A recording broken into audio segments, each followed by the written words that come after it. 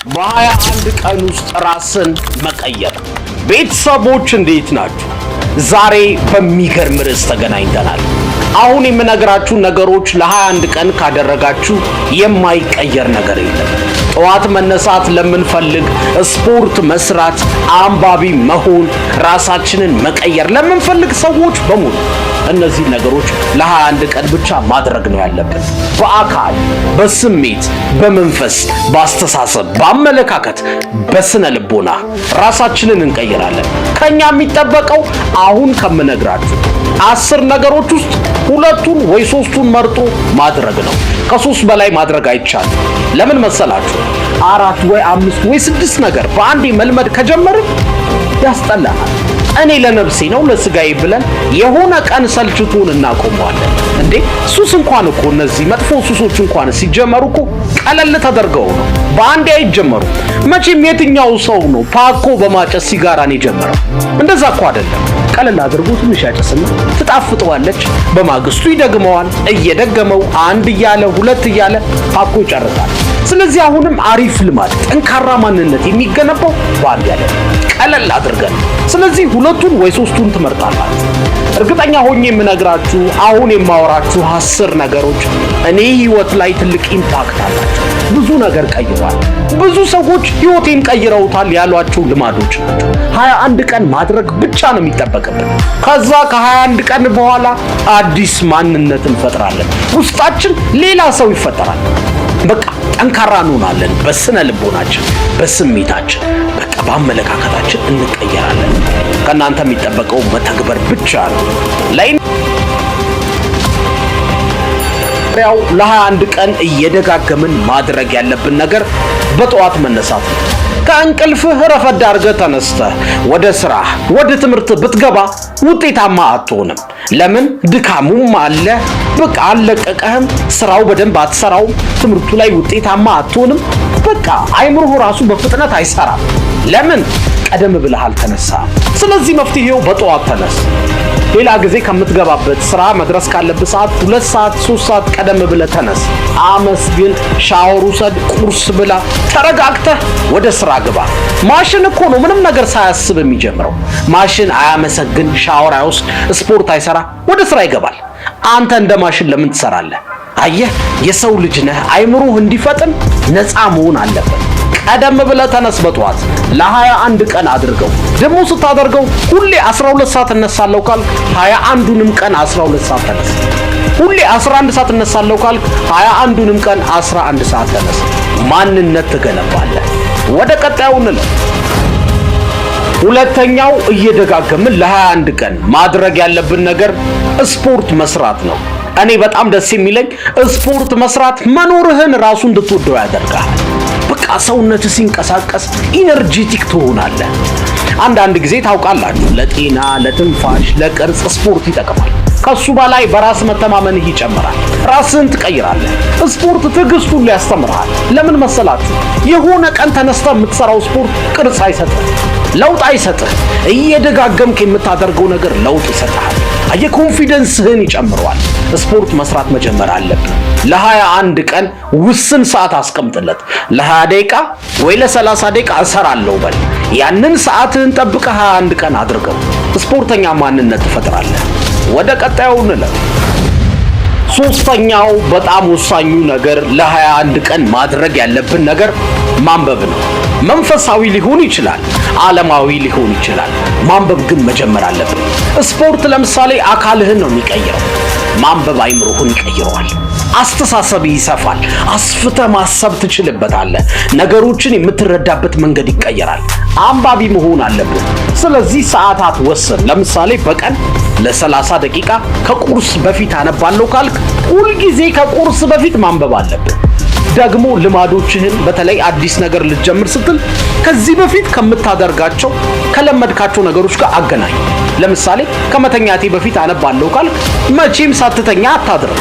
ስለዚህ ትዝ ይልሃል፣ ልተኛ ነው አሁን ላንብብ ትላለህ። ይህንን ግን በተመሳሳይ ሰዓት ለ21 ቀን ማድረግ አለብህ። የምታነባቸው መጽሐፍቶች የምትፈልግ ከሆነ ከመግቢያውም እንደጠቀስኩት ወደ ቀጣዩ እንለፍ። ለ21 ቀን ግን ማድረግ አለብህ። 4ኛው ማመስገን ነው። ትለፋለህ፣ ትሰራለህ፣ የሆነ ጎዶሎ ነገር ግን ይሰማሃል።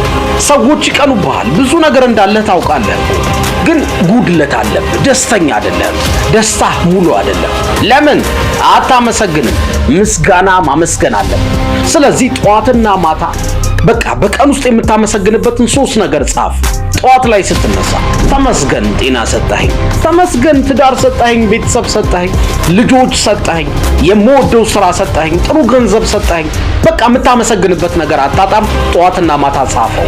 ለምን መሰላችሁ? ቅድም ስፖርት መስራት አካልህን ይቀይረዋል፣ ማንበብ አይምሮህን ብለናል። ማመስገን የስሜት ጥንካሬ ይሰጣል፣ መንፈስ ጠንካራ ይሆናል። በዚህ ዓለም ችግር በቀላሉ አትፈተን። ሕይወት በቀላሉ አንተን አታሰቃይህም።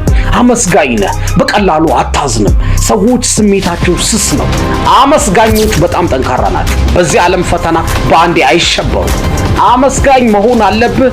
ለ21 ቀን በተመሳሳይ ሰዓት አድርገው። ከቻልክ ጠዋትና ማታ፣ ጠዋት ስትነሳ፣ ማታ ልትተኛ ስትል ምስጋናህን ጻፍ። 3 ነገሮች ጻፍ። ሕይወት ላይ የሚገርም ለውጥ ታያለህ። በስሜት ትጠነክራለህ። ወደ ቀጣዩ ነው። 5ኛው ለ21 ቀን ማድረግ ያለብህ ነገር ንግግር ማድመጥ ነው። ስብከት ይሆናል፣ እንደዚህ አይነት አነቃቂ ንግግር ሊሆን ይችላል። ብቻ ለህይወት የሆነ ነገር የሚጨምርልህን ነገር ማድመጥ አለብህ። ለምሳሌ አንዳንድ ሰው ልክ ነህ እኔ ዜና እሰማለሁ ይላል። ዜና መረጃ ነው የሚሰጥ።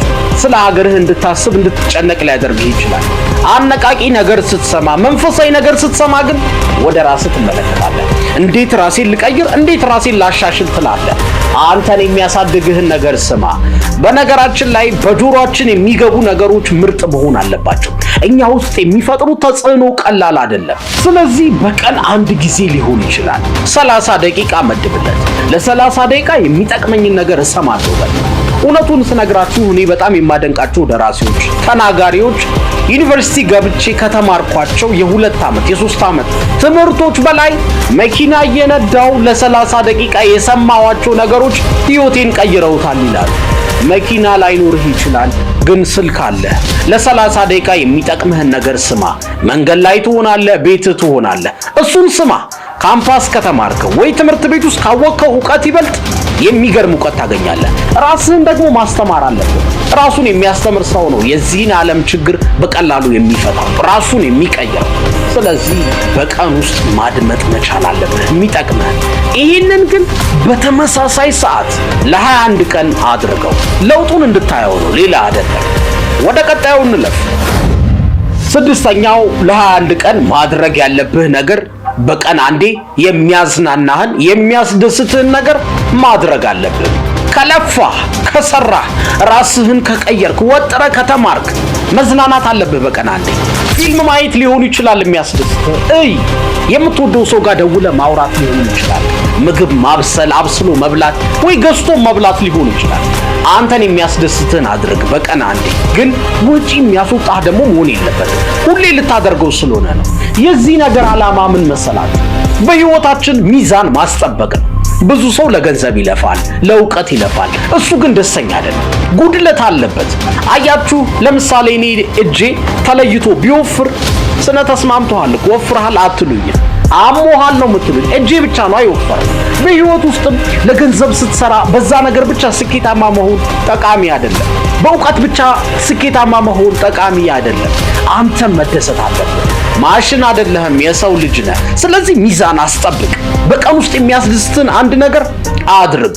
ለ21 ቀን ለውጡን ታየዋለህ። ወደ ቀጣዩ እንለፍ። 7ኛው በጣም የሚገርም ነው። እኔ ራሱ በጣም ጠቅሞኛል። በህይወቴ ብዙ ለውጥ አሳይቶኛል። እናንተም ለ21 ቀን ማድረግ አለባችሁ። በቀን ውስጥ ወሳኝ ለምትሉት ነገር 1 ሰዓት መስጠት ነው። በዚህ ሰዓት ለአንተ ወሳኙ ነገር ምንድን ነው? ስራህ ነው? ትምህርትህ ነው? የቤተሰብ ግንኙነትህ ነው?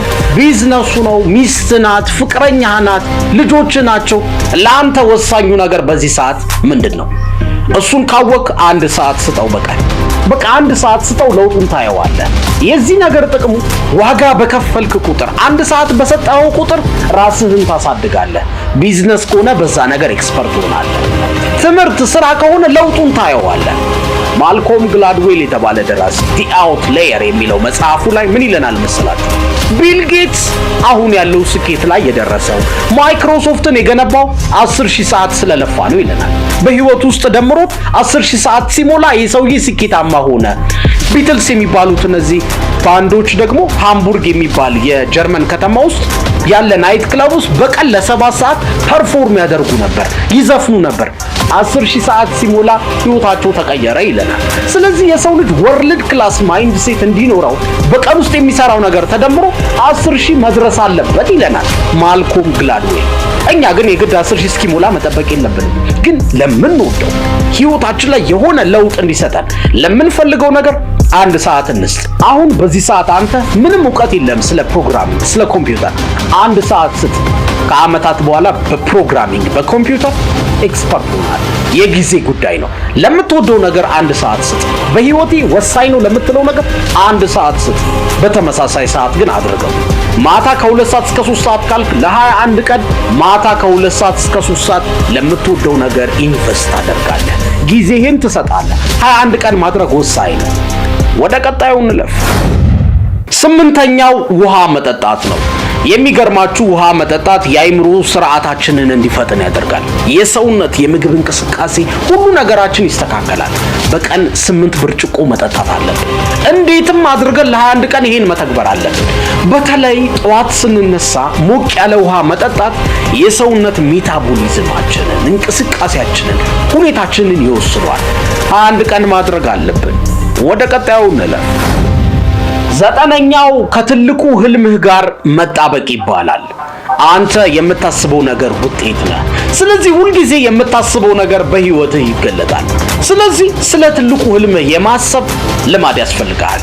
ለ21 ቀን ሰዓት መድበህለት ጊዜ ወስነህለት ስለ ትልቁ ህልም ማሰብ አለብህ፣ ማቀድ አለብህ። በቃ እንዴት ነው ማሳካው ብለህ ከህልም ጋር መጣበቅ አለብህ። በቃ ስለ ህልም መጨነቅ ማሰብ አለብህ። አንድ በጣም የሚገርመኝን ጥናት ልንገራችሁ። 100 ሰዎች ላይ ጥናት አደረጉ እና ምን አሏቸው? በሳምንት 1 ቀን ነው የምናስቸግራችሁ፣ እንደውላለን፣ 1 ጥያቄ እንጠይቃችኋለን፣ እሱን መመለስ ብቻ ነው የእናንተ ስራ አሏቸው። እነዚህ 100 ሰዎች ምን ችግር አለ? ምን በሳምንት 1 ነው የምትደውሉት?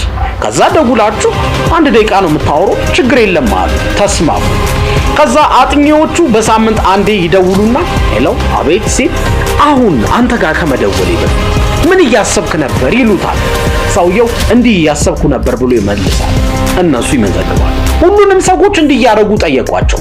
በሳምንት 1 የሆነች ደቂቃ ላይ ይደውሉና አሁን ምን ስታስብ ነበር ይላሉ። የሚመልሱትን መልስ ይመዘግባሉ። ለሳምንታት ለአመታት ይሄን ነገር አደረጉት። መጨረሻ ላይ ግን የሚገርም ውጤት አመጣ ያ ጥናት። የሚገርማችሁ ከ100 ሰዎች ውስጥ በጣም ስኬታማ የሆኑት የሚመልሱት መልስ ተመሳሳይ ነው። በጣም ደግሞ ህይወታቸው ላይ ደስተኛ ያልሆኑ ከእጅ ወደ አፍ የሚኖሩት ያልተቀየሩት ሰዎች የሚመልሱት መልስ ተመሳሳይ ነው። በቃ ሲደወልላቸው የሚመልሱት መልስ ምን እንደሆነ ታውቃላችሁ? ያልተሳካላቸው ሰዎች ልክ ሲደወልላቸው አሁን ከደቂቃ በፊት ምን እያሰብክ ነበር ሲባሉ የሚመልሱት እባክህ ትላንት ከሚስቴ ጋር ተጋጭቼ እኮ ምን ባደርጋት ይሻለኛል እያልኩ ነበር ይላሉ። ወይ ደግሞ ከአለቃዬ ጋር ተጣላው፣ እባክህ ኑሮ ውድነቱ አሳሰበኝ። መልሳቸው እንደዚያ ያለ ዛሬ ማታ የት ሄጄ እንደምጠጣ እያሰብኩ፣ የት ከጓደኞቼ ጋር እንደምዝናና በቃ እያሰብኩ፣ እዳይን እንዴት እንደምከፍል ጨንቆኛል፣ እባክህ ስለሱ ነበር ሳስብ ነበር ይላሉ አብዛኞቹ። አያችሁ፣ የሚያስቡት ስለ ጉድለታቸው፣ ስለ ድክመታቸው፣ ስለ እንከናቸው ነው። ሁለተኞቹ ደግሞ በጣም ስኬታማ የሚባሉት ደግሞ ምን ስታስብ ነበር ሲባሉ የሚመልሱት መልስ አስገራሚ ነበር። ምን ይላሉ መሰላችሁ? ደሞዜን እንዴት አድርጌ እጥፍ ነው የማደርገው? እንዴት ነው ገቢዬን የሚጨምረው? እንዴት ነው ህይወቴን የሚቀይረው? የት ሄጄ ነው ከሚስቴ ጋር እራት የምበላው የምዝናናው? ልጆቼን ይዤ የት ልሂድ እያልኩ ነበር። ቢዝነሴን እንዴት ላስፋው እያልኩ ነበር አሉ። በህይወት ውስጥ አንተ የምታስበው ነገር ይገለጣል። ስለዚህ ከህልም ጋር መጣበቅ አለብህ። ስለ ህልም ሁሌ የማሰብ ልማድ ያስፈልጋል። ስኬታማ እንድትሆን እግርህ ከመራመዱ በፊት ልብህ መራመድ አለበት፣ አይምሮህ መራመድ አለበት። ስለዚህ አይምሮህ ስለ ህልም በማሰብ ብዙ ጊዜ ማጥፋት አለበት። ስለዚህ ልማድህ አድርገው። በቀን ለ20 ደቂቃ ይሆናል፣ ለ10 ደቂቃ ሆነ ብለህ ስለ ነገው ህልምህ አስብ። ሰዓት መድብለት፣ ለ21 ቀን አድርገው። በህልምህ ጉዳይ ባሰብከው ነገር ጉዳይ የሆነ ምልክት ታያለህ። ከህልም ጋር የሚገናኝ ሰው ልትተዋወቅ ትችላለህ። ህልምህን የምታሳካበት ገንዘብ ልታገኝ ትችላለህ። ህልምህን የምታሳካበት የሆነ መንገድ ልታገኝ ትችላለህ። እኔ እርግጠኛ ነኝ 21 ቀን ግን አድርገው ለውጥ ታይበታለህ። ወደ መጨረሻው እንለፍ። 10ኛው ራስህን የማድነቅ ፕሮግራም ይኑርህ። እኔ በጣም የሚገርመኝ ሐሳብ ነው። ምን መሰላችሁ? ለራስህ በኃይለ ቃል መናገር አለብህ። አሪፍ ነገሮች። አንተ በጣም ትችላለህ። በጣም ከባድ ሰው ነህ። ጀግና ነህ። ቆራጥ ነህ። በራስ መተማመን አለ። ፈጣሪ ይወድሃል። ብዙ ነገር አድርጎልሃል በለው ለራስህ። ራስህን አነቃቃው። ሁሌ ለራስህ ሞራል ስጠው። ለምሳሌ ውጫዊ መልካችን መስታወት ፊት ስናየው በጣም ብናምር ደስ ይለናል አይደል? ለዛ ነው የምንታጠበው፣ ሎሽን የምንቀባው፣ ራሳችንን የምንጠብቀው፣ ፀሐይ እንዳይመታን፣ ነገሮች እንዳያበላሹን እንጥራለን ለመልካችን። ለውስጣዊ መልካችን መጨነቅ አለብን። ውስጣዊ መልክህ ራሱ የራሱ ቅርጽ አለው፣ ሰልፍ ኢሜጅ የሚባል ውስጣዊ መስታወት አለ አንተን የሚያሳይ። ያንን የምታሳምረው በሎሽን አይደለም። ራስን የምትጠብቀው ለራስህ በመንገር ነው። ኃይለ ቃል ለራስህ ንገረው። እንደምትችል ንገረው። ጀግና እንደሆንክ ንገረው። ሁሌም እለዋለሁ ሄንሪ ፎርድ እችላለሁ ካልክ አዎ ትችላለህ፣ አልችልም ካልክ አዎ አትችልም ይለናል። ለራስህ የምትነግረው ነገር በጣም ወሳኝ። በራስ መተማመንህ ይጨምራል። የስሜት የመንፈስ ጥንካሬህ ይጨምራል። የምትፈልገውን ነገር በህይወትህ እንዲገለጥ የምትፈልገውን ማንነትህን ንገረው።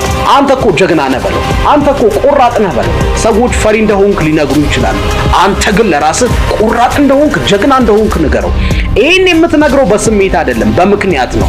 ሁሌ ደቂቃ ትመድብለትና ለ21 ቀን ታደርገዋለህ። ለምሳሌ ጠዋት ወደ ስራዬ ከመሄዴ በፊት መስታወት ፊት ቆምና ራሴን እያየሁ አንተ ትችላለህ፣ አንተ ጀግና ነህ፣ አምንብሃለሁ፣ የምትፈልገውን ታሳካለህ ብለህ ለራስህ በኃይለ ቃል ትነግረዋለህ። ለውጡን በአጭር ጊዜ እንደምታዩት እርግጠኛ ነኝ። ቤተሰቦች ያወራኋችሁ 10 ነገሮች እንደወደዳችኋቸው እርግጠኛ ነኝ። የትኛው ይበልጥ ተመቻችሁ? እናንተ ከነዚህ 2 ነገሮች 3 ነገሮች ህይወቴ ላይ ተገብራለሁ ያላችሁት የትኛውን ነው? ኮመንት አድርጉልኝ፣ አነበዋለሁ። ለውጥም ስታገኙበት ለውጣችሁን ኮመንት እንድታደርጉ ፈልጋለሁ። ግን የመረጣችሁትን ልታደርጉት የወሰናችሁትን 2 ወይ 3 ልማዶች ጻፉልኝ። በነገራችን ላይ 21 ቀን ያልኳችሁ በምክንያት ነው። ማንኛውም ሰው አንድን ነገር እየደጋገመ 21 ቀን ካደረገው ሳያውቀው ውስጡ ይዋሃደዋል። ለምሳሌ ጠዋት 11 ሰዓት እነሳለሁ ብለህ ለ21 ቀን አላርም ሞልተህ በተመሳሳይ ሰዓት 11 ሰዓት ከተነሳ በ22ኛው ቀን አላርሙ ባይኖርም ብድግ ብለህ ትነሳለህ። ማንነት ነው የገነባኸው በጠዋት የሚነሳ። አንባቢ ከሆንክ ለ21 ቀን በ22ኛውም ቀን ሳታውቀው ራስን እያነበብክ ታገኘዋለህ። አንባቢ ማንነት ፈጥረሃል። ስፖርት እሰራለሁ ካልክ በ22ኛው ቀን ስፖርት እየሰራ ታገኘዋለህ። ለምን? 21 ቀን አድርገዋል፣ ውስጥ ገብቷል፣ ማንነት ፈጥረሃል። እንደወደዳችሁት ይህን ቪዲዮ እንደተመቻችሁ እርግጠኛ ነኝ። እንዳልኳችሁ የመረጣችሁትን ግን